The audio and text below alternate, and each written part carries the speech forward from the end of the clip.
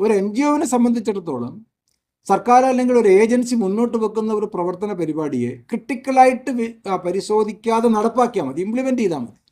ഒരു ജനകീയ ശാസ്ത്ര പ്രസ്ഥാനത്തെ സംബന്ധിച്ചിടത്തോളം ഒരു പ്രശ്നത്തെ നമ്മൾ ക്രിട്ടിക്കലായിട്ട് വിലയിരുത്തണം. ക്രിട്ടിക്കലായിട്ട് വിലയിരുത്തുന്നതിൻ്റെ അടിസ്ഥാനത്തിൽ അതിൻ്റെ നേട്ടകോട്ടങ്ങൾ വിശ്ലേഷണം ചെയ്യാൻ നമുക്ക് സാധിക്കണം. ബഹുഭൂരിഭാഗം വരുന്ന ജനങ്ങൾക്ക് അതിൻ്റെ നേട്ടങ്ങൾ എങ്ങനെ എത്തിക്കാൻ സാധിക്കുമെന്നുള്ളതിൽ നമുക്കൊരു ധാരണ ഉണ്ടാക്കാൻ സാധിക്കും.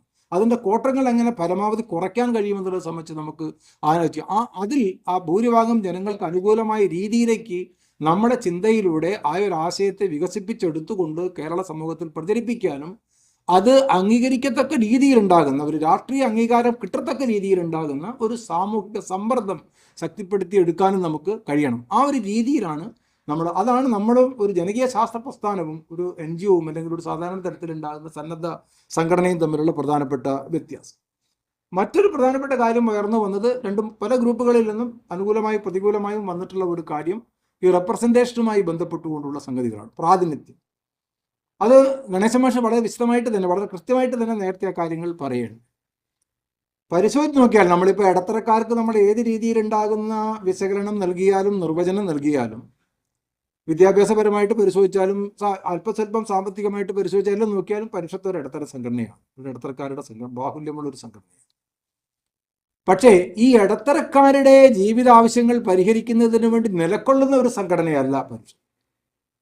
നാട്ടിലുണ്ടാകുന്ന ദരിദ്രവൽക്കരിക്കപ്പെടുന്ന ജനങ്ങളുടെ ജീവിത പ്രയാസങ്ങൾ മനസ്സിലാക്കി അത് പരിഹരിക്കുന്നതിന് വേണ്ടി നിൽക്കുന്ന ഒരു സംഘടനയാണ്. നമ്മൾ മുകളിലോട്ട് നോക്കിയിട്ടല്ല തീരുമാനങ്ങൾ എടുക്കുന്നത്, താഴെയുള്ള ജനങ്ങളുടെ ജീവിതവുമായി ബന്ധപ്പെടുത്തിക്കൊണ്ടാണ്. അപ്പോൾ പ്രാതിനിധ്യം എന്ന് നമ്മൾ പറയുന്ന അവസരത്തിൽ 2-3 ആൾക്കാരെ എല്ലാ മേഖലയിൽ നിന്നും കമ്മിറ്റിയിൽ ഉൾപ്പെടുത്തണ്ട എന്നുള്ളതല്ല ഞാൻ പറയുന്നത്. എല്ലാ മേഖലയിൽ ഉണ്ടാകുന്ന ആൾക്കാരുടെയും പങ്കാളിത്തം ആവശ്യമാണ്. പക്ഷേ ആ പെടുത്തിയത് കൊണ്ട് മാത്രം ഈ പ്രശ്നം പരിഹരിക്കപ്പെടുന്നില്ല. ഈ ദരിദ്രവൽക്കരണ പ്രക്രിയ എന്ന് പറയുന്ന ഒരു കാര്യത്തെ നമുക്ക് ഇടപെടേണ്ടതായിട്ടുണ്ട്. ഗണേശ മാഷ കാര്യങ്ങൾ വളരെ കൃത്യമായിട്ട് തന്നെ പറയുകയാണ്. അതിനെ നമ്മൾ അത് പഠിച്ച് അഡ്രസ്സ് ചെയ്യുന്നതിന് എല്ലാ വിഭാഗത്തിലും പെട്ടിട്ടുണ്ടാവുന്ന ആൾക്കാരുടെ പങ്കാളിത്തം ആവശ്യമാണ്. പക്ഷേ ആ പങ്കാളിത്തം ഇല്ലെങ്കിൽ ചോദ്യം ഉയരുന്നില്ല എന്നുള്ള നിലയിലുള്ള ഒരു നിലപാട്. ആ പങ്കാളിത്തം ഇല്ലെങ്കിലും ചോദ്യം ഉയർത്തിക്കൊണ്ടുവരാൻ നമ്മുടെ സംഘടന ബാധ്യസ്ഥമാണ്. പങ്കാളിത്തമില്ലെങ്കിലും എല്ലാ മേഖലകളിൽ നിന്നും നമ്മൾ പങ്കാളിത്തമില്ലെങ്കിലും പങ്കാളിത്തം ഉണ്ടാകേണ്ടി വരുന്ന ജനങ്ങളുടെ ജീവിതവുമായി ബന്ധപ്പെടുത്തിക്കൊണ്ടുള്ള ചോദ്യം ഉയർത്തിക്കൊണ്ടുവരാൻ നമ്മുടെ സംഘടനയ്ക്ക് ഒരു ബാധ്യതയുണ്ട്. ആ ബാധ്യതയാണ് നമ്മൾ പ്രധാനമായിട്ടും നിറവേറ്റുന്നത്. അപ്പോൾ മാത്രമേ നമുക്ക് ആ ഇഷ്യൂവിൽ ആ ജീവിത പ്രയാസത്തിൽ ഇടപെടാനും അതിന് പരിഹാരം കാണാനുണ്ടാകുന്ന സാമൂഹികമായിട്ടുണ്ടാകുന്ന പ്രവർത്തന പരിപാടികൾ ആവിഷ്കരിക്കാനും അതിനെ ഒരു രാഷ്ട്രീയ പ്രശ്നമായിട്ട് ഉയർത്തിക്കൊണ്ടുവരാനും നമുക്ക് കഴിയും. അതാണ് ആ ഭാഗത്ത് നമ്മൾ പ്രധാനമായിട്ടും അത് പലരും തന്നെ സൂചിപ്പിക്കുകയുണ്ട്. രാഷ്ട്രീയത്തിൽ കുറച്ച് നമ്മൾ ആ ചോദ്യത്തിൽ അങ്ങനെ തന്നെ കക്ഷി രാഷ്ട്രീയമായിട്ട് ബന്ധപ്പെട്ടുകൊണ്ട് തന്നെയാണ് ഒരു ചോദ്യം ആ രീതിയിൽ തന്നെ പറഞ്ഞിട്ടുള്ളതാണ്. ഒരു വിശാലടിസ്ഥാനത്തിലുള്ള രാഷ്ട്രീയത്തെ അല്ല ഉദ്ദേശിച്ചത്. നമ്മുടെ മേലിൽ വരുന്ന ഏറ്റവും താഴത്തെ തലത്തിൽ യൂണിറ്റ് തലത്തിൽ മേഖലാ തലത്തിൽ പ്രവർത്തിക്കുന്ന നമ്മളെ പ്രവർത്തകർ നേരിടുന്ന ചില ചോദ്യങ്ങളുണ്ട്. ആ ചോദ്യങ്ങൾ നിങ്ങൾ ഇന്ന രാഷ്ട്രീയ പാർട്ടിയുടെ ഭാഗമല്ലേ, അല്ലെങ്കിൽ ഇന്ന രാഷ്ട്രീയ പാർട്ടിക്കാരല്ലേ നിങ്ങളുടെ സംഘടനയ്ക്കകത്ത് കൂടുതൽ ഉണ്ടാകുന്നത് എന്നൊക്കെ വരുന്ന അവസരത്തിൽ എങ്ങനെയാണ് നമ്മൾ അതിനോട് അഡ്രസ്സ് ചെയ്യേണ്ടത്? ആ ചർച്ചയാണ് ഉയർന്നു വരേണ്ടത്. വിശാലടിസ്ഥാനത്തിലുള്ള രാഷ്ട്രീയ ബോധം മാത്രമല്ല. ഇടതുപക്ഷ രാഷ്ട്രീയ ബോധം എന്ന് പറഞ്ഞാൽ നാട്ടിലുള്ള മുഴുവൻ ആൾക്കാർക്കും സാക്ഷരത ഉണ്ടാവുക, എല്ലാ പൊതുവിദ്യാഭ്യാസ സ്ഥാപനങ്ങളും, അതൊക്കെ ഒരു ബ്രോഡ് ഇടതുപക്ഷ സമീപനമാണ്. അതല്ല, സ്പെസിഫിക് ആയിട്ട് നമ്മുടെ പ്രവർത്തകർ നേരിടുന്ന ചില രാഷ്ട്രീയ ബന്ധങ്ങളെക്കുറിച്ചുള്ള കക്ഷി രാഷ്ട്രീയ ബന്ധങ്ങളെക്കുറിച്ചുള്ള ചില കാര്യങ്ങളുണ്ട്. ഫീൽഡിലുണ്ടാകുന്ന എക്സ്പീരിയൻസ് ഉണ്ട്. ആ ഫീൽഡ് ലെവൽ എക്സ്പീരിയൻസിനെ എങ്ങനെയാണ് നമ്മൾ നോക്കിക്കുക? അതാണ് ഞാൻ വളരെ കൃത്യമായിട്ട് തന്നെ പറഞ്ഞത്. നമ്മൾ ആരെയും ശത്രുക്കളാക്കി നിർത്തി അതിനെ എതിർത്ത് എന്നുള്ളത് മാത്രമല്ല, നമ്മൾ അവിടെ പോയി കടന്ന് ഉറങ്ങുക എന്നുള്ളതല്ല നമ്മളുടെ ലക്ഷ്യം. നമുക്ക് പ്രശ്നാധിഷ്ഠിതമായി ഭൂരിഭാഗം വരുന്ന ജനങ്ങൾക്ക് അനുകൂലമായി ഈ ഇഷ്യൂ ഇന്ന രൂപത്തിലാണ് ഇന്ന് എല്ലാ രാഷ്ട്രീയ പാർട്ടികളും കൈകാര്യം ചെയ്യേണ്ടത് എന്ന് വ്യക്തമായി പറയാൻ കഴിയുകയും ആ പറയുന്നതിൻ്റെ പുറത്ത് ഉറച്ചു നിൽക്കുകയും ചെയ്യുക എന്നുള്ളതാണ്. അതാണ് ഞാൻ ആദ്യം പറഞ്ഞത്. അത് ശാസ്ത്രത്തിൻ്റെ അടിസ്ഥാനത്തിലുള്ള കാര്യങ്ങളായിട്ട് മാറുമ്പോൾ നമുക്ക് വ്യക്തതയുണ്ടാവും, നമ്മൾ പറഞ്ഞത് ശരിയായിട്ട് മാറും. പക്ഷേ അതിൻ്റെ പുറകിൽ ഉറച്ചു നിൽക്കാൻ നമുക്ക് സാധിക്കണം. അങ്ങനെ സാധിക്കണമെന്നുണ്ടെങ്കിൽ ക്ലാരിറ്റി, പഠനത്തിൻ്റെ അടിസ്ഥാനത്തിലുള്ള വസ്തുതകളുടെ പിൻബലത്തോടെയുള്ള ക്ലാരിറ്റി അത്യാവശ്യം. ആ വസ്തുതകളുടെ പിൻബലം ഉണ്ടാക്കുക എന്നുള്ളതാണ് ഈ നിരീക്ഷണ പരീക്ഷണം എന്നുള്ളത് കൊണ്ട് നമ്മൾ ഉദ്ദേശിക്കുന്നത്. അവിടെയാണ് നമ്മളുടെ പഠനം കൂടുതൽ പ്രസക്തമായിട്ട് മാറുന്നത്. ആ കാര്യങ്ങൾ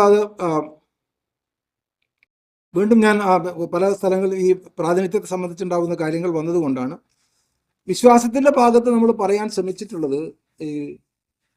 എല്ലാ വിശ്വാസികൾക്കെതിരായിട്ടും ഒരു കുരിശുയുദ്ധം പ്രഖ്യാപിച്ചിട്ടുള്ള ഒരു സംഘടനയല്ല.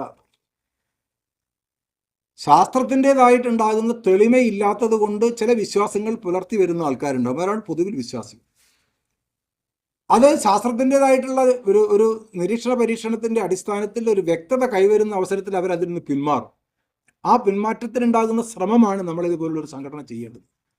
പക്ഷേ നമ്മളുടെ സംഘടന, നമ്മൾ അടക്കമുള്ള സംഘടനകൾ അത്തരത്തിലുണ്ടാകുന്ന വസ്തുതകൾ നിരത്തിയാലും ഈ പറയുന്നത് തെറ്റാണ് എന്ന്, അതായത് ശാസ്ത്രത്തിനാൽ ശരിയെന്ന് തെളിയിക്കപ്പെട്ടിട്ടുണ്ടാകുന്ന കാര്യങ്ങൾ കൺമുൻപിൽ നിൽക്കവേ വീണ്ടും മറ്റേ ഭാഗത്തിന് വേണ്ടി തന്നെ വാദിച്ചുകൊണ്ടിരിക്കുന്നു. ഇപ്പോൾ ഏറ്റവും നല്ല സ്പെസിഫിക് ആയിട്ടുള്ള ഉദാഹരണം എന്താണ്? ഇപ്പോൾ വാക്സിനേഷനും രോഗപ്രതിരോധവും തമ്മിലുണ്ടാകുന്ന ബന്ധം.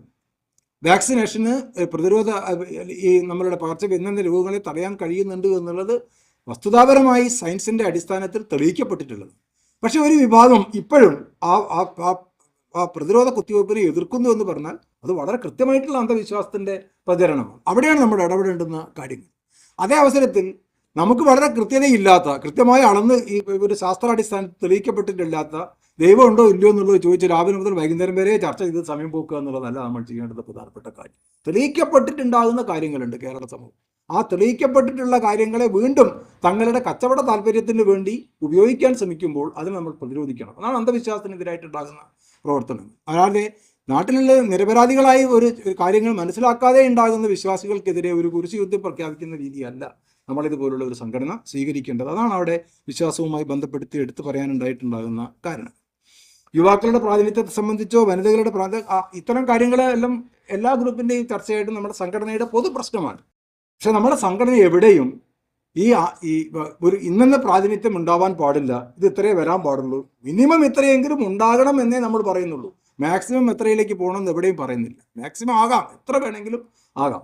അതിനുള്ള തടസ്സങ്ങൾ എന്താണ് എന്നുള്ളത് കണ്ടുപിടിച്ച് കണ്ടെത്തി ഞാൻ ശാസ്ത്ര സാഹിത്യ പരിഷത്തിന്റെ സംസ്ഥാന കമ്മിറ്റിയിൽ വരുന്ന അവസരത്തിൽ ഇന്നുള്ള പല യുവസമിതി അംഗങ്ങളെക്കാളും എനിക്ക് പ്രായം കുറവാണ്, ഉറപ്പിച്ച് പറയാം. ഞാൻ 24ാമത്തെ വയസ്സിൽ പരിഷത്തിന്റെ സംസ്ഥാന കമ്മിറ്റിയിൽ വന്നിട്ടുണ്ട്. അപ്പോൾ പിന്നെ ആ രീതിയിൽ വരുമ്പോൾ എനിക്ക് അതിലും ഞാൻ പരിഷത്തിലൂടെയാണ് കാര്യങ്ങൾ മനസ്സിലാക്കാനും എക്കാലത്തെയും ഏറ്റവും പ്രധാനപ്പെട്ട ഒരു ചർച്ചാ വിഷയവും സംവാദവും വിവാദവും ഒക്കെ ആയിട്ടുള്ള ഒന്നാണ് പരിഷത്തിന്റെ രാഷ്ട്രീയവുമായി ബന്ധപ്പെട്ടുകൊണ്ടുള്ള കാര്യം. അത് ചിലപ്പോഴൊക്കെ അവസാനം ചില കക്ഷി രാഷ്ട്രീയ ബന്ധത്തിൻ്റെ അകത്താണ് അവസാനിക്കാറുള്ളത്. അതല്ല നമ്മളിവിടെ ഉദ്ദേശിക്കുന്നത്.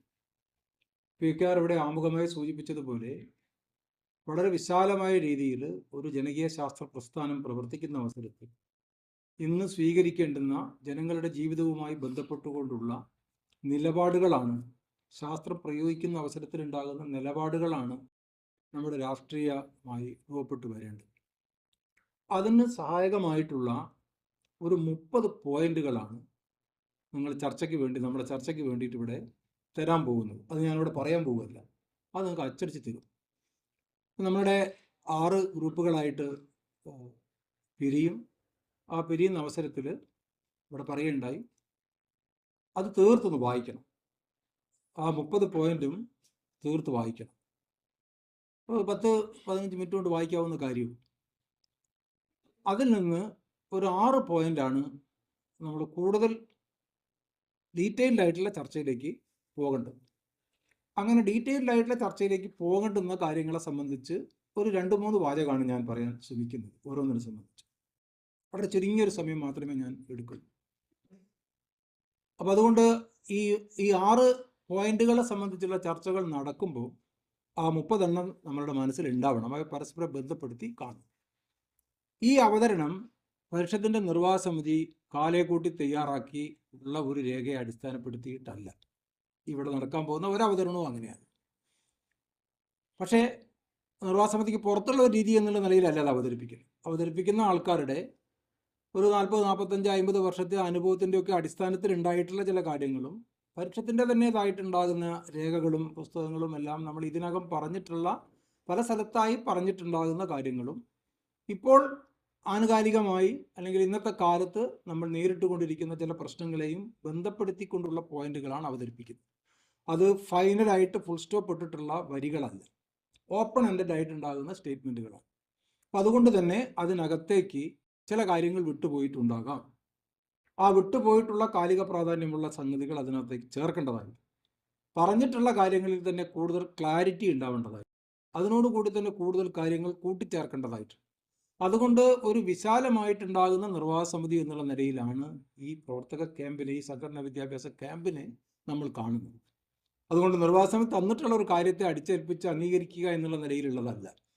തികച്ചും സ്വതന്ത്രമായി ജനാധിപത്യപരമായി ഇതിനകത്തേക്ക് ആഡ് ചെയ്യേണ്ടുന്ന, അല്ലെങ്കിൽ ഒഴിവാക്കേണ്ടുന്ന, അല്ലെങ്കിൽ ക്ലാരിറ്റി വേണ്ടുന്ന, കൂട്ടിച്ചേർക്കേണ്ടുന്ന കാര്യങ്ങളെല്ലാം ആ രീതിയിൽ ഉണ്ടാവുകയും നമ്മൾ ഇവിടെ വന്നതിനേക്കാൾ കുറെ കൂടി മെച്ചപ്പെട്ട രൂപത്തിൽ നമ്മുടെ സംഘടന സംബന്ധിച്ചിട്ടുണ്ടാകുന്ന കാര്യങ്ങളെ ജനങ്ങളുമായി സംവദിക്കാനുള്ള ഒരു ശേഷി പ്രവർത്തകർക്ക് ഉണ്ടാക്കിയെടുക്കുകയും ചെയ്യുക എന്നുള്ളതാണ് നമ്മുടെ ലക്ഷ്യം. ഇത് മാത്രം മതി. ഈ 30 പോയിന്റ് വായിച്ചതിനെ കൊണ്ട് പ്രശ്നം പരിഹരിക്കുന്നില്ല. ഒരുപാട് കാര്യങ്ങൾ നമ്മൾ വായിക്കേണ്ടി വരും, ചർച്ച ചെയ്യേണ്ടി വരും, അനുഭവത്തിലൂടെ നമുക്ക് പരീക്ഷണങ്ങൾക്ക് വിധേയമാക്കി നിൽക്കേണ്ടി.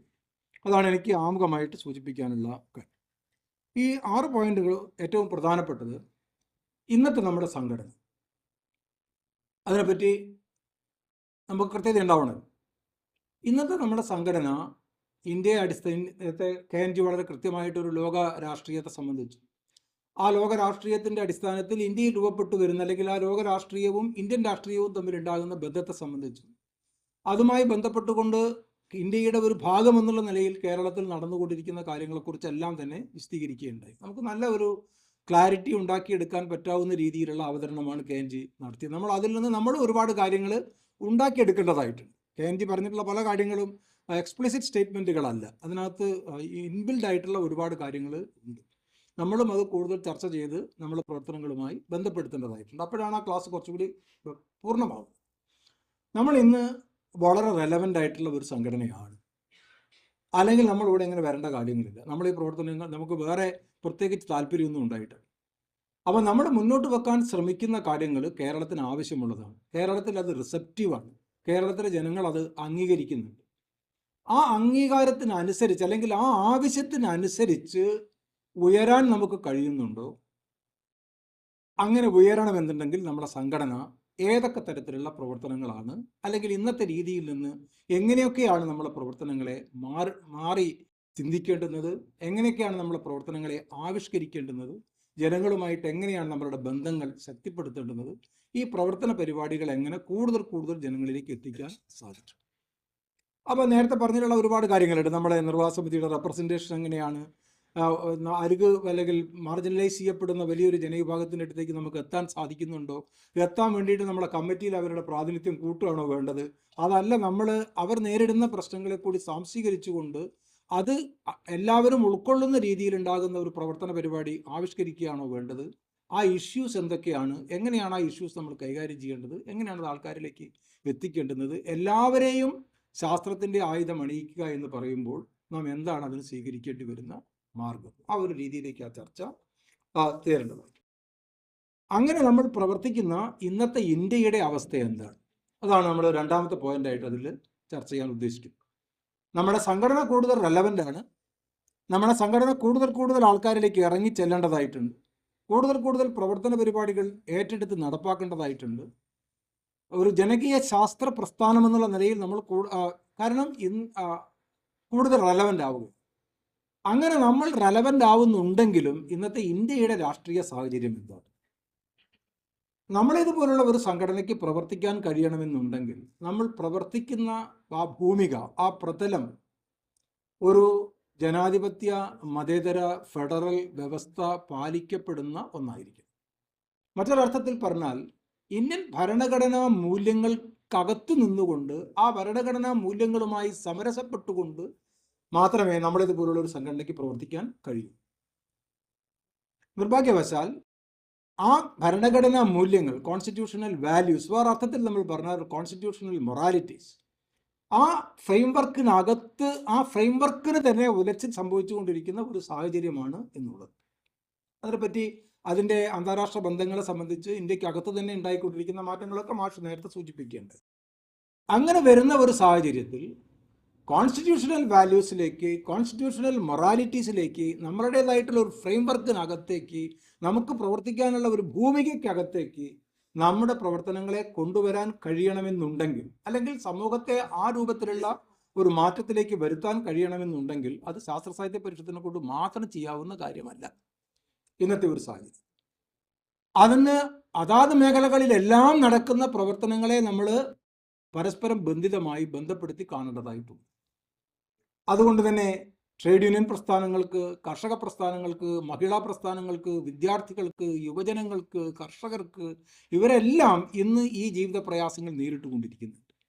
അവരുമായി നമുക്ക് വേണ്ടി വരുന്ന ഒരു വാങ്ങൽ കൊടുക്കൽ ബന്ധങ്ങൾ ഉണ്ടായി വരേണ്ടതായിരുന്നു. എന്നാൽ അതേ അവസരത്തിൽ തന്നെ ശാസ്ത്രത്തിൻ്റെതായിട്ടുള്ള രംഗത്ത് നിന്നുകൊണ്ട് ഈ പ്രശ്നം ഇന്ത്യയിൽ രൂപപ്പെട്ടു വരുന്ന പ്രശ്നങ്ങളെ അഭിമുഖീകരിക്കത്തക്ക രീതിയിൽ, അല്ലെങ്കിൽ അതിനെ ഏറ്റവും പ്രധാനപ്പെട്ട പ്രശ്നമായി കാണുന്ന ഒരു ജനകീയ ശാസ്ത്ര പ്രസ്ഥാനം എന്ന നിലയിൽ നമ്മൾ എങ്ങനെയാണ് നമ്മുടെ പ്രവർത്തന പരിപാടികളെ ആവിഷ്കരിക്കുക.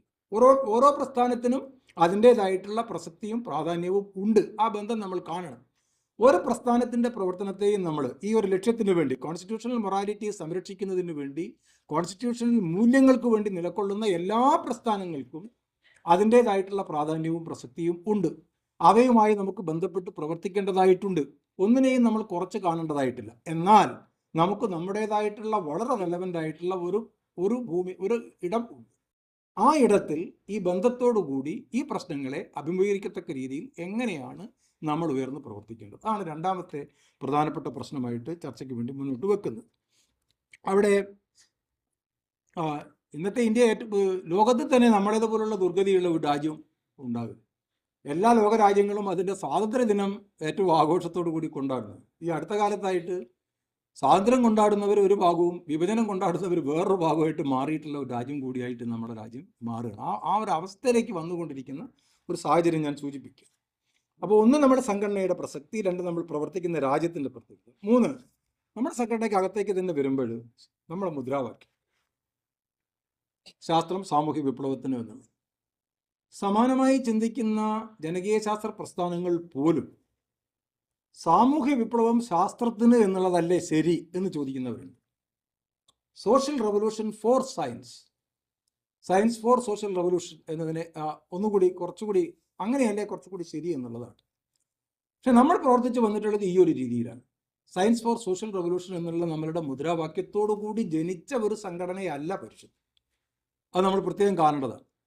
എല്ലാ സംഘടനകളും ഉണ്ടാകുന്നത് ഒരു പ്രത്യേക ലക്ഷ്യം, ഒരു പ്രത്യേക മുദ്രാവാക്യത്തെ മുൻനിർത്തിയിട്ടാണ്. പലപ്പോഴും 1962 ഉണ്ടായിട്ടുള്ള നമ്മുടെ സംഘടന ഏതാണ്ട് 10 വർഷം കഴിഞ്ഞൊരു മുദ്രാവാക്യം സ്വീകരിക്കുന്ന അവസരത്തിൽ നമ്മളുടെ 10 വർഷത്തെ നമ്മൾ പ്രവർത്തിച്ചിട്ടുള്ള ഇന്ത്യൻ സാഹചര്യത്തെ വിലയിരുത്തിക്കൊണ്ട് നമ്മളുടെ അനുഭവങ്ങളുടെ അടിസ്ഥാനത്തിൽ നമ്മളുടെ മുദ്രാവാക്യം രൂപപ്പെട്ടു വരികയാണ് ചെയ്തിട്ടുണ്ട്. ഇവോൾവ് ചെയ്ത് വന്നിട്ടുള്ള ഒരു മുദ്രാവാക്യം. ആ ഇവോൾവ് ചെയ്ത് വന്നിട്ടുണ്ടാകുന്ന മുദ്രാവാക്യം, അതായത് നമ്മൾ നേരത്തെ ഉണ്ടാക്കി അത് നടപ്പാക്കുന്നതിന് വേണ്ടി ശ്രമിച്ച രീതിയിലുള്ള ഒരു മുദ്രാവാക്യമല്ല. പ്രവർത്തനങ്ങളിലൂടെയും അനുഭവങ്ങളിലൂടെയും രൂപപ്പെട്ടു വന്നിട്ടുള്ള ഒരു മുദ്രാവാക്യം. ആ രൂപപ്പെട്ടു വന്നിട്ടുണ്ടാകുന്ന മുദ്രാവാക്യത്തെ നമ്മൾ എങ്ങനെയാണ് പ്രയോഗിക്കാൻ ശ്രമിച്ചിട്ടുള്ളത്? പ്രയോഗിക്കാൻ ശ്രമിച്ചത് സാമൂഹ്യ വിപ്ലവം ഇന്നതാണ് എന്ന് ഡിഫൈൻ ചെയ്തതിന് ശേഷം നമ്മൾ ഇടപെടുന്ന ഒരു മേഖലയിൽ എങ്ങനെയാണ് അത് നടപ്പാക്കേണ്ടതെന്ന് നോക്കുകയല്ല ചെയ്തത്.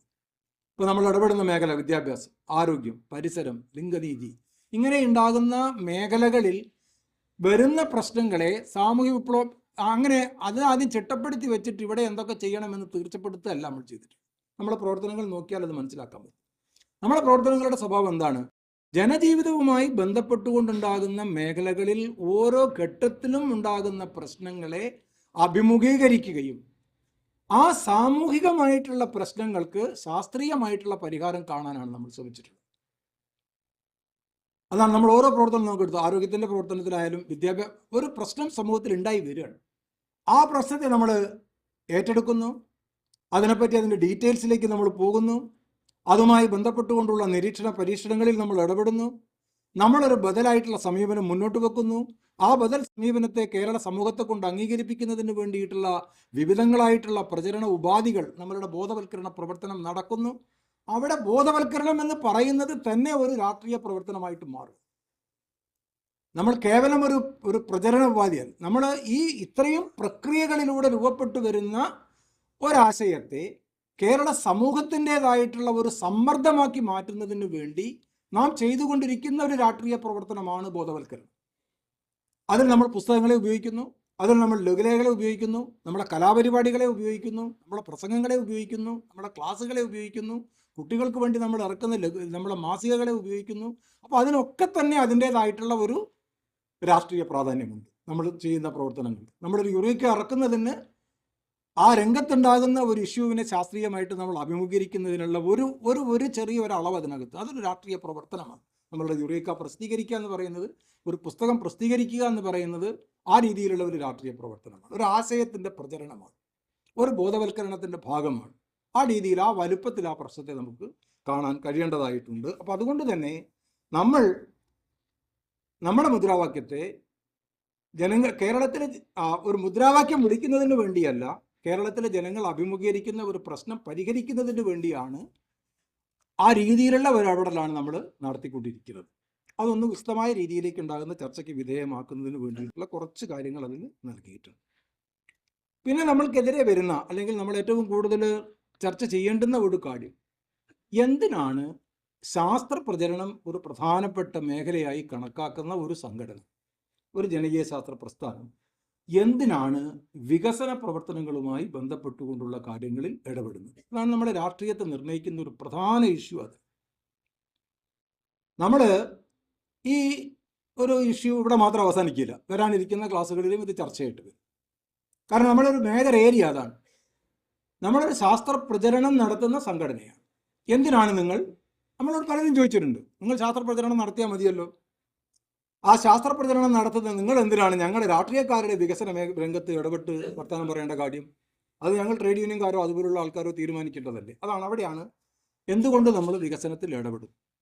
നമ്മളൊരു ജനകീയ ശാസ്ത്ര പ്രസ്ഥാനമാണ്. നമ്മൾ പ്രൊഫഷണലി കേരളത്തിൽ ഫിസിക്സും കെമിസ്ട്രിയും ജിയോഗ്രാഫിയും മാത്തമാറ്റിക്സും ഒക്കെ നമ്മളെക്കാൾ നന്നായി കൈകാര്യം ചെയ്യാൻ അറിയുന്ന ഒരുപാട് പ്രൊഫഷണൽ ഗ്രൂപ്പുകളുണ്ട്. അതിലൊക്കെ അംഗങ്ങളായിട്ടുള്ള ആൾക്കാരും ഇവിടെയുണ്ട്. നമ്മൾ പലപ്പോഴും സ്പീക്കറിൻ്റെ ഭാഷയിൽ പറഞ്ഞാൽ 2 ഹൈഡ്രജൻ 1 ഓക്സിജൻ വെള്ളത്തിൻ്റെ കാര്യത്തെ അല്ല നമ്മൾ പറയുന്നത്, ജനങ്ങൾക്ക് കുടിക്കാൻ വെള്ളം കിട്ടാത്ത കാര്യത്തെക്കുറിച്ചാണ് നമ്മൾ പറയുന്നത്. അപ്പോൾ അതുകൊണ്ട് അതിനകത്തൊരു കെമിസ്ട്രി ഉണ്ട്. ആ വെള്ളം ഉണ്ടാകുന്നതിനൊരു രൂപപ്പെട്ട് വരുന്നതിനൊരു അതിൻ്റെ കെമിസ്ട്രി, അതിൻ്റെ സയൻസ് വേറെ ഉണ്ട്. ആ സയൻസിന് ജനങ്ങളിലേക്ക് എത്തുകയാണ്. അപ്പോൾ അതെങ്ങനെയാണ് മലിനീകരിക്കപ്പെടുന്നത്, എങ്ങനെയാണ് വേണ്ടത്ര കിട്ടാത്തത്, കിട്ടുന്നത് തന്നെ എന്തുകൊണ്ട് എല്ലാവരിലേക്ക് എത്തുന്നില്ല, എന്തുകൊണ്ട് ശുദ്ധമായിട്ട് മാറുന്നില്ല, ആ സോഷ്യൽ ഇഷ്യൂസിലേക്കാണ് നമ്മൾ എന്ത് ചെയ്യുന്നത്, എത്തുന്നത്. അപ്പം നമുക്ക് അവിടെ സയൻസിനെ അപ്ലൈ ചെയ്യുകയാണ് ചെയ്യുന്നത്, ജനങ്ങളെ ജീവിതവുമായി ബന്ധപ്പെട്ടു. ആ അപ്ലിക്കേഷനിൽ അത് ഭൂരിഭാഗം വരുന്ന ജനങ്ങൾക്ക് അനുകൂലമാണോ, അതല്ല ഒരു ന്യൂനപക്ഷത്തിൻ്റെ താല്പര്യ സംരക്ഷണമാണോ? ഇതാണ് നമ്മളെ വേർതിരിക്കുന്ന 2 പ്രധാനപ്പെട്ട ഘടകങ്ങൾ. അത് നമ്മുടെ മുദ്രാവാക്യം വെച്ച് അത് ഭൂരിഭാഗം വരുന്ന ജനങ്ങൾക്ക് അനുകൂലമാക്കി തീർക്കാൻ സാധിക്കണം. അതുകൊണ്ടാണ് നമ്മൾ ശാസ്ത്രം അപ്ലൈ ചെയ്യുന്ന വികസനത്തിൻ്റെ രംഗത്ത് ഇടപെട്ടുകൊണ്ട് ഭൂരിപക്ഷത്തിൻ്റെ ഭാഗത്ത് നിന്നുകൊണ്ട് തീരുമാനങ്ങൾ എടുക്കുന്നത്. അവിടെ അന്നേരം പരിസ്ഥിതി ഒരു പ്രശ്നമായിട്ട് മാറും. നമ്മൾ പരിസ്ഥിതിയെ കാണുന്നത് എങ്ങനെയാണ്? ഒരു വികാരത്തിൻ്റെ അടിസ്ഥാനത്തിലല്ല. നാട്ടിലെ ഏറ്റവും ദരിദ്രരായിട്ടുണ്ടാകുന്ന ജനങ്ങൾ അവരുടെ ഉപജീവനത്തിന് വേണ്ടി ആശ്രയിക്കുന്ന രംഗം പരിസ്ഥിതിയുമായി ഡയറക്റ്റായിട്ട് ആശ്രയിക്കുന്ന ആൾക്കാർ, ഉപജീവനത്തിന് വേണ്ടി ആശ്രയിക്കുന്ന ആൾക്കാർ ദരിദ്രരാണ്. ഞാൻ കോളേജിൽ നിന്ന് റിട്ടയർ ചെയ്ത മാഷ, ഞാൻ പരിസ്ഥിതിയെ ഡയറക്റ്റായിട്ട് ആശ്രയിക്കുന്നതല്ല എൻ്റെ ഉപജീവനത്തിന് വേണ്ടി, എനിക്ക് വേറെ മാർഗമുണ്ട്. പക്ഷെ അങ്ങനെയല്ല. നമ്മുടെ നാട്ടിലുള്ള വലിയൊരു വിഭാഗം ആൾക്കാർ അവരുടെ ഉപജീവനത്തിന് വേണ്ടി പരിസ്ഥിതിയെ ഡയറക്റ്റായിട്ട് ആശ്രയിക്കുന്നവർ. ആ പരിസ്ഥിതി സംരക്ഷണം എന്ന് പറയുന്നത് ആ ഭൂരിഭാഗം വരുന്ന ദരിദ്രരായിട്ടുള്ള ജനങ്ങളുടെ ജീവിതത്തിൻ്റെ സംരക്ഷണം, ഉപജീവനത്തിൻ്റെ സംരക്ഷണമാണ്. ആ രീതിയിലുള്ള ഒരു വലിയ തലത്തിലാണ് നമ്മൾ പരിസ്ഥിതിയെ കാണാൻ ശ്രമിക്കുന്നത്. അപ്പോൾ ഉയർന്നു വരുന്ന ഒരു ചോദ്യം, ഈ തരത്തിലുള്ള വികസന കാര്യങ്ങളിൽ നമ്മൾ ഇടപെടുന്നു, അതിലായി നമ്മൾ ഇടപെട്ട് വർത്തമാനം പറയുന്നു. എന്നാൽ അതേ അവസരത്തിൽ തന്നെ ഗവൺമെൻറ്റിനെ വിമർശിക്കുന്ന അവസരത്തിൽ തന്നെ, അല്ലെങ്കിൽ ഗവൺമെൻറ് ഏറ്റെടുത്ത് നടപ്പാക്കുന്ന ഒരു വികസന പ്രവർത്തനത്തെ നമ്മൾ എതിർക്കുന്ന അവസരത്തിൽ തന്നെ ഗവൺമെൻറ് നടപ്പാക്കുന്ന മറ്റൊരു കാര്യത്തെ നമ്മൾ അനുകൂലിക്കുന്നുണ്ടാവും. അങ്ങനെ ചെയ്യേണ്ടി വരും. കാരണം നമ്മൾ ഏത് ഗവൺമെൻറ് ഭരിക്കും, ഏത് വിഭാഗം ജനങ്ങളെ അത് ബാധിക്കുന്നു എന്നുള്ളതാണ് നമ്മൾ നോക്കുന്നത്. നമ്മളിത് ഏറ്റെടുത്ത് നടപ്പാക്കുന്ന അവസരത്തിൽ നമ്മളെപ്പറ്റി പറയാറുള്ളത് NGO കളാണെന്നാണ്. നമ്മളൊരു NGO ആണെന്ന് പറയും. ഏറ്റെടുത്ത് നടപ്പാക്കുന്നില്ല, നമ്മളതിനെ വിമർശിക്കുകയാണെന്നുണ്ടെങ്കിൽ പറയുന്നത് നമ്മൾ വികസന വിരുദ്ധരാണെന്ന് പറയും. ഈ 2 പ്രശ്നങ്ങളുണ്ട്. അപ്പോൾ നമ്മൾ NGO ആണോ, നമ്മൾ വികസന വിരുദ്ധരാണോ, വികസന അനുകൂലികളാണോ, എപ്പോഴാണ് ഇതൊക്കെ ആയിട്ട് മാറുന്നത്? നമ്മുടെ രാഷ്ട്രീയത്തെ നിർണ്ണയിക്കുന്ന ഒരു പ്രധാനപ്പെട്ട ഇഷ്യൂ നമ്മൾ ചർച്ച ചെയ്യേണ്ടതായിട്ടുണ്ട്. ഒരു ബദൽ മുന്നോട്ട് വെച്ചു, പഠനത്തിൻ്റെ അടിസ്ഥാനത്തിലുള്ള ഒരു ബദൽ മുന്നോട്ട് വെച്ചുകൊണ്ട് ഒരു പ്രശ്നത്തെ നമ്മൾ വിമർശിക്കുകയും ആ വിമർശനത്തിൻ്റെ അടിസ്ഥാനത്തിൽ നമ്മൾ വെക്കുന്ന ബദലിനെ മുൻനിർത്തിയിട്ടുള്ള ക്യാമ്പയിൻ നടത്തുകയും ചെയ്യുമ്പോഴാണ് നമ്മളൊരു പീപ്പിൾ സയൻസ് മൂവ്മെൻ്റ് ആയിട്ട് മാറും. ഒരു ബദലില്ലാതെ ഒരു ഏജൻസി തരുന്ന ഒരു പ്രവർത്തനത്തെ ഏറ്റെടുത്ത് നടത്തുകയാണെങ്കിൽ നമുക്ക് NGO ആണ് നമ്മളെന്ന് പറയും. അതാണ് നമ്മൾ ഈ രണ്ടും തമ്മിൽ വലിയൊരു വ്യത്യാസമുണ്ട്. നമ്മൾ എന്തുകൊണ്ട് വികസനത്തിൽ ഇടപെടുന്നു, എന്തുകൊണ്ട് ഒരു വികസന പ്രവർത്തനത്തെ എതിർക്കുമ്പോൾ മറ്റൊന്നിനെ നമ്മൾ അനുകൂലിക്കുന്നു, എന്തുകൊണ്ട് നമ്മൾ NGO അല്ല, എന്തുകൊണ്ട് നമ്മൾ വികസന വിരുദ്ധരല്ല, ഈ രണ്ട് കാര്യങ്ങളെ സംബന്ധിച്ച് നമുക്ക് രാഷ്ട്രീയമായിട്ടുള്ള വളരെ കൃത്യത, ക്ലാരിറ്റി ഉണ്ടാവേണ്ടതായിട്ടുണ്ട്. പിന്നെ വരുന്ന കാര്യം നമ്മുടെ രാഷ്ട്രീയ പാർട്ടികളുമായിട്ടുള്ള ബന്ധമാണ്. നമ്മൾ ഇന്ന രാഷ്ട്രീയ പാർട്ടിയുടെ ഒരു ഭാഗമാണ് എന്ന് പറയുന്ന അവസരത്തിൽ നമ്മുടെ സംഘടന ഉണ്ടായി 2 കൊല്ലം കഴിഞ്ഞ് ഉണ്ടായുള്ള ഒരു രാഷ്ട്രീയ പാർട്ടിയാണ്, നമ്മൾ അതിൻ്റെ ഭാഗമാണെന്ന് പറയുന്നത്. ആ രീതിയിലൊന്നുള്ള കാര്യങ്ങൾ, ചർച്ചകളാണ് കൂടുതലായിട്ട് നടന്നുകൊണ്ടിരിക്കുന്നത്. അപ്പം നമ്മളെ സംബന്ധിച്ചിടത്തോളം നമ്മൾ ആവർത്തിച്ച് പറയുന്ന ഒരു കാര്യം, ഒരു രാഷ്ട്രീയ പാർട്ടിയുടെയും വാലായിട്ടും തലയായിട്ടും നിൽക്കാൻ നമ്മൾ ആഗ്രഹിക്കുന്നില്ല. അല്ല, അത് ഉറപ്പിച്ച് പറയാനുള്ള ചങ്കുറ്റം നമുക്ക് ഉണ്ടാവണം. പറഞ്ഞാൽ മാത്രം പോരാ, അതിനനുസരിച്ച് പ്രവർത്തിക്കും. ഈ പാർട്ടി ഓഫീസിൽ പോയി കിടക്കാന്ന് പറയുന്നത് നമ്മുടെ പരിപാടിയല്ല. തോന്നുന്നതിനൊക്കെ രാഷ്ട്രീയ പാർട്ടികളെ കുറ്റം പറഞ്ഞ് നടക്കുക എന്ന് പറയുന്നത് നമ്മുടെ പരിപാടിയല്ല. അപ്പം നമുക്ക് ഒരു ഡിസ്റ്റൻസ് കീപ്പ് ചെയ്ത് വിമർശനാത്മകമായി കാര്യങ്ങളെ കാണാനും തുറന്ന് പറയാനും അതിൻ്റേതായിട്ടുള്ള സ്വാതന്ത്ര്യത്തിൽ നിലനിൽക്കാനും നിറവേറ്റാനും സാധിക്കും. അത് കഴിയണമെന്നുണ്ടെങ്കിൽ സയൻസിൻ്റേതായിട്ടുള്ള ഒരു തീരുമാനം ഒന്നേ. ആ തീരുമാനത്തിൽ നമുക്ക് എത്താൻ കഴിയണം. ആ എത്തുന്നതിനെ ഉറച്ച് വിശ്വസിച്ച് പഠിച്ച് അവതരിപ്പിച്ച് പറഞ്ഞാൽ ഏത് രാഷ്ട്രീയ പാർട്ടി എതിർക്കുന്ന കാര്യങ്ങളാണെങ്കിലും കുറച്ചു കാലമൊക്കെ നടക്കുന്നുണ്ടെങ്കിലും ജനങ്ങൾ ആ കാര്യങ്ങൾ മനസ്സിലാക്കി വരുന്ന അവസരത്തിൽ നമ്മൾ പറയുന്നത് ശരിയാണെന്ന് വരും. പക്ഷെ എങ്ങനെയായിരിക്കണം? അതിനകത്ത് വളരെ കൃത്യമായിട്ടുണ്ടാകുന്ന ഒരു നിരീക്ഷണ പരീക്ഷണത്തിലൂടെ നമ്മൾ എത്തുന്ന ഒരു നിഗമനത്തെ മുൻനിർത്തിയിട്ടായിരിക്കണം നമ്മൾ നമ്മളെ ക്യാമ്പയിൻ. അങ്ങനെ നമ്മൾ എപ്പോഴൊക്കെ നടത്തിയിട്ടുണ്ടോ, ഏതൊക്കെ രാഷ്ട്രീയ പാർട്ടികൾ നമുക്ക് എതിരായിട്ടുണ്ടോ, അവർക്ക് അവസാനം നമ്മൾ പറഞ്ഞാണ് ശരി എന്നുള്ളത് അംഗീകരിക്കേണ്ടി വന്നിട്ടുണ്ട്. അതവിടെയാണ് ഒരു ജനകീയ ശാസ്ത്ര പ്രസ്ഥാനം വിജയിക്കുന്നത്. അപ്പോൾ ആ ബന്ധം എങ്ങനെയാണ്? നമ്മൾ ഒരു രാഷ്ട്രീയ പാർട്ടിയെയും കുറ്റം പറയുക എന്നുള്ളതല്ല നമ്മുടെ ലക്ഷ്യം. ഈ മാറി നിന്ന് കുറ്റം പറയൽ വളരെ എളുപ്പമുള്ളൊരു സംഗതിയാണ്. കളത്തിലിറങ്ങി പ്രവർത്തിക്കണം. രാഷ്ട്രീയ പാർട്ടികൾ കളത്തിലിറങ്ങി പ്രവർത്തിക്കുന്നവരാണ്. നമ്മൾ രാഷ്ട്രീയ പാർട്ടിയുമായി ബന്ധപ്പെട്ട് പ്രവർത്തിക്കുന്ന അവസരത്തിൽ അറിയാം അവർക്ക് എത്രമാത്രം ബുദ്ധിമുട്ടുകളുണ്ട്, ഏതൊക്കെ തരത്തിലുള്ള പ്രശ്നങ്ങളാണ്. നമുക്കതിൽ വിമർശനം ഉണ്ടാവാം. അത് കാരണം നമ്മൾ മറ്റൊരു തലത്തിൽ നിന്ന് പ്രവർത്തിക്കുന്നവരാണ്. ആ തലത്തിൽ നിന്നുകൊണ്ടുള്ള രാഷ്ട്രീയമാണ് നമ്മൾ എന്ത് ചെയ്യേണ്ടത്, കൈകാര്യം ചെയ്യുന്നത്. അതെവിടെ പോയി അതങ്ങ് കമന്ന് വീണ് സാഷ്ടാംഗ നമസ്കാരം ചെയ്യാൻ നമ്മുടെ അതല്ല നമ്മുടെ ലക്ഷ്യം. അവരെ എല്ലാം വിമർശിച്ച് വേറൊരു ഭാഗത്തേക്ക് മാറി നിന്ന് ഞാൻ വലിയ ഒരു അരാഷ്ട്രീയവാദിയാണ് എന്ന് പ്രഖ്യാപിക്കലും അല്ല. ഞാനൊരു മേഖലാ കമ്മിറ്റിയിൽ വളരെ മുമ്പ് തിരുവനന്തപുരം ജില്ലയിലാണ് പങ്കെടുക്കുകയാണ്. ഒരു മേഖലാ കമ്മിറ്റിയിൽ ഞാൻ ജനറൽ സെക്രട്ടറി മറ്റായിരുന്നു പ്രാവശ്യം. അപ്പോൾ ഒരാൾ ചർച്ചയിൽ എണീറ്റെന്ന് പറഞ്ഞു, ഞാൻ ഒരു CPMൻ്റെ ലോക്കൽ കമ്മിറ്റി മെമ്പറാണ്, എനിക്ക് അവിടെ പറയാൻ പറ്റാത്ത കാര്യങ്ങൾ പറയുന്നതിനാണ് ഞാൻ ഇവിടെ വന്നിട്ട്. നമ്മൾ നിങ്ങൾ നിർത്ത്, നമ്മുടെ പരിപാടി അല്ല. CPMൻ്റെ കമ്മിറ്റിയിൽ പറഞ്ഞിട്ട് ക്ലാരിറ്റി വരാത്ത കാര്യം ക്ലാരിറ്റി വരുത്തുന്ന ഒരു വേദിയല്ല ശാസ്ത്ര സാഹിത്യ പരിഷത്ത്. അത് വേറെ സാധനമാണ്. ഇത് രണ്ടും സാധനം. എൻ്റെ അനുഭവം ഞാനീ പറയുന്നത്. അങ്ങനെ അല്ല. നമ്മൾക്ക് അവിടെ നമുക്ക് കുറേ വിമർശനം ഉണ്ട്, അത് അവിടെ പറയാൻ പറ്റില്ല. അത് ഇവിടെ പറഞ്ഞ് തീർക്കാൻ വേണ്ടി വരുന്ന ഒരു വേദിയല്ല ശാസ്ത്ര സാഹിത്യ പരിഷത്ത്. അവരെ കുറ്റം പറയാൻ ഒരു ആളെയും കുറ്റം പറയാനുള്ള വേദിയും അല്ല. ആ നിലയ്ക്ക് നമുക്ക് നമ്മുടേതായിട്ടുള്ള ഒരു സ്വതന്ത്രമായിട്ടുള്ള ഒരു നിലനിൽപ്പ് ഉണ്ട്. ആ സ്വതന്ത്രമായിട്ടുള്ള നിലനിൽപ്പ് എന്ന് പറയുന്നത് സയൻസിൻ്റെ അടിസ്ഥാനത്തിൽ നമ്മൾ രൂപപ്പെടുത്തിയെടുക്കുന്ന സത്യത്തിൽ അധിഷ്ഠിതമായിട്ടുള്ള ഒരു നിലപാടാണ്. ആ നിലപാട് നമ്മൾ മുറുകെ പിടിക്കുക എന്നുള്ളതാണ് വളരെ പ്രധാനപ്പെട്ടത്. അവസാനത്തെ പോയിന്റായിട്ട് അതിൽ കൊടുത്തിട്ടുള്ളത് വിശ്വാസവും നമ്മളും തമ്മിലുണ്ടാവുന്ന ബന്ധത്തെ സംബന്ധിച്ച്. അത് വളരെ നമ്മൾ ശാസ്ത്രബോധത്തിൻ്റെ ഭാഗത്തും അത് വളരെ വിശദമായിട്ട് തന്നെ ചർച്ച വരും. പലതരം വിശ്വാസങ്ങളെക്കുറിച്ച് നമ്മൾ പറയാറുണ്ട്. വിശ്വാസം, അന്ധവിശ്വാസത്തെക്കുറിച്ച് പറയാറുണ്ട്, വിശ്വാസത്തെക്കുറിച്ച് പറയാറുണ്ട്, ദൈവ വിശ്വാസത്തെക്കുറിച്ച് പറയാറുണ്ട്, അതേപോലെ തന്നെ യുക്തിവാദത്തെക്കുറിച്ച് പറയാറുണ്ട്, യുക്തി ചിന്തയെക്കുറിച്ച് പറയാറുണ്ട്. ഇവ തമ്മിലൊക്കെ തന്നെ വളരെ വളരെ വ്യത്യാസങ്ങളുണ്ട്. എന്തായാലും നമ്മൾ ഈ എല്ലാ വിശ്വാസികളെയും മാറ്റി പുറത്താക്കുന്നതിന് വേണ്ടിയിട്ടുള്ള ഒരു പ്രസ്ഥാനം അല്ല. അതേ അവസരത്തിൽ അന്ധവിശ്വാസത്തെ വെച്ച് പുലർത്തുന്ന ഒരു സംഘടനയും അല്ല. പലപ്പോഴും മെഷറബിൾ ആയിട്ടുള്ള കാര്യം കൊണ്ടായിരിക്കും നമുക്ക് നിലപാടെടുക്കേണ്ടി വരുന്നത്. അതാണ് അതിൻ്റെ പ്രത്യേകത. അതായത് ഏതെങ്കിലും ഒരു രീതിയിൽ അളന്നും തൂക്കിയും കണക്കാക്കാൻ പറ്റാവുന്ന കാര്യങ്ങളെ വെച്ചുകൊണ്ടാണ്.